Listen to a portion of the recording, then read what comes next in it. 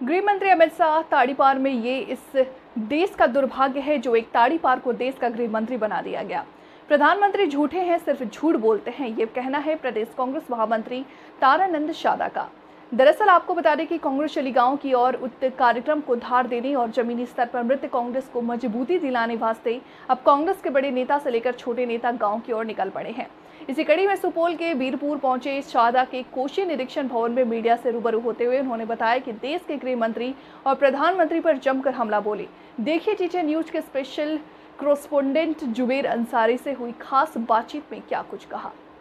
Ready जी, इस वक्त मैं मौजूद हूँ बिहार के सुपौल जिला के वीरपुर और मेरे साथ बात करने के लिए खास मेहमान है कांग्रेस प्रदेश के पदाधिकारी हैं और सुपौल जिला के प्रभारी हैं तारानंद सादा जी।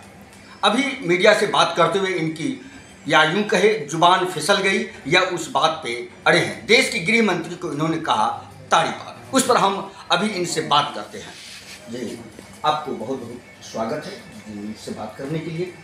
या अभी आपने जो मीडिया से बात करते हुए कही कि देश के गृह मंत्री ताड़ीपार है, उस बात पे आप अड़े हैं या आपकी जुबान फिसल गई है? ना मेरी जुबान फिसली है, मैं 100% अडिग हूँ। और मैं ही नहीं, ये गुजरात का जहाँ उनकी सरकार है उनके रिकॉर्ड में आप उठा करके ये देश जानता है कि अमित शाह जी को ताड़ीपार घोषित किया गया था। ये इस देश का दुर्भाग्य है कि ऐसे प्रधानमंत्री जी देश में मौजूद हैं जो गरीब का बेटा कह करके वो गरीब का भी बेटा नहीं है और वो देश को झूठ बोले थे। उनको माफ़ी मांगना चाहिए कि उनकी माँ चूल्हा फूकती थी, उनके पिताजी चाय बेचते थे। ये देश को उनको माफ़ी, उन्होंने यहाँ के गरीबों को ठगा और आज एक अपराधी जो कई केस में वहाँ अभियुक्त थे, ताड़ीपार हुए थे, आज वो देश का गृह मंत्री है। मेरी जुबान नहीं फिसली है, मैं अडिग हूँ और मैं डंका की चोट पर कह रहा हूँ। आप कहेंगे तो मैं गुजरात से उनका रिकॉर्ड निकलवा करके मैं आपको ला करके दे दूँगा। जी, हमारे साथ जो बात करने के लिए ये अडिग हैं, लेकिन सवाल यह है कि इनके नेता राहुल गांधी जी का इसी विवादित बयान पर इनकी सदस्यता गई थी। इस विवादित बयान पर नहीं गई थी। फिर मैं आपको ये बता दूं, राहुल गांधी जी ने प्रधानमंत्री जी से पूछा कि ये विजय माल्या, मेहुल चौकसी, ललित मोदी, नीरव मोदी, इनसे आपका क्या रिश्ता है? ये पैसा लेके विदेश भाग गए। ये अडानी जी से आपका क्या रिश्ता है जिसको आप एयरपोर्ट, बंदरगाह, रेलवे, खादान, देश के बैंक का पैसा, सारा सब कुछ रिजर्व बैंक से सब कुछ देते जा रहे हैं, LIC का पैसा, SBI का पैसा, इनसे आपका क्या रिश्ता है? उनसे पूछा कि इनकी कंपनी में ये $20,000 करोड़ डॉलर ये किसका है जो बेनामी है, ये किसका काला धन है?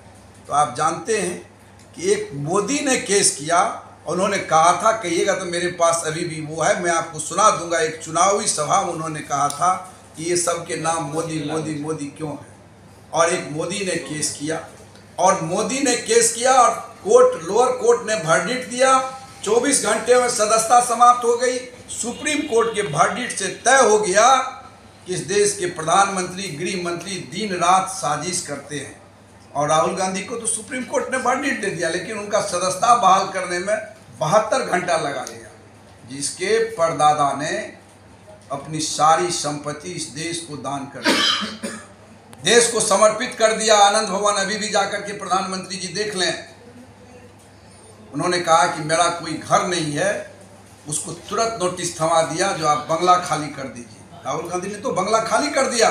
जी, आखिरी सवाल, जो इंडिया गठबंधन बनी है और बीजेपी हमलावर है, यहाँ तक कह रही है कि इस बार जितने भी इंडिया गठबंधन के लोग हैं ये भ्रष्टाचारी है और हम 303 नहीं 400 प्लस सीट लेकर आ रहे हैं। क्या कहेंगे आप? मैंने अभी आपसे बताया ना कि अगर प्रधानमंत्री जी के मीडिया मित्र और मीडिया हाउस से वो 400 सीट लेके चले आवेंगे तो बताएंगे ना, हम रोजगार दे दिया, महंगाई पर अंकुश ले आया, हम गरीब का बेटा थे, मेरी माँ जो उन्होंने बताया था, मैं तो नहीं कह रहा हूँ, उन्होंने ही बताया था इस देश को ठगने के लिए। गरीब को लगा कि मेरा बेटा रहनुमा है, हमारे लिए कुछ करेगा।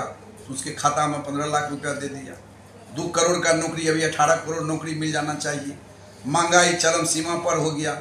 डॉलर का रेट कहाँ चला जा रहा है, पेट्रोल और डीजल कहाँ चला गया, सब्जी का रेट किस तरह से आसमान छू रहा है।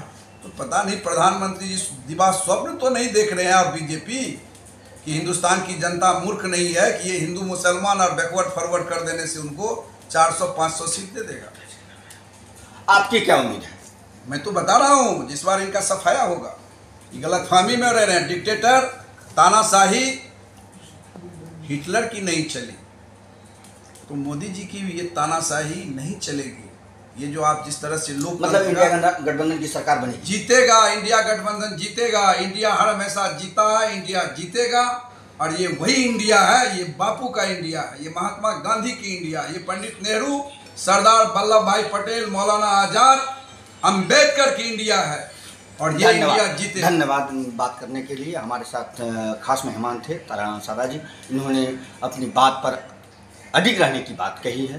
कैमरा पर्सन से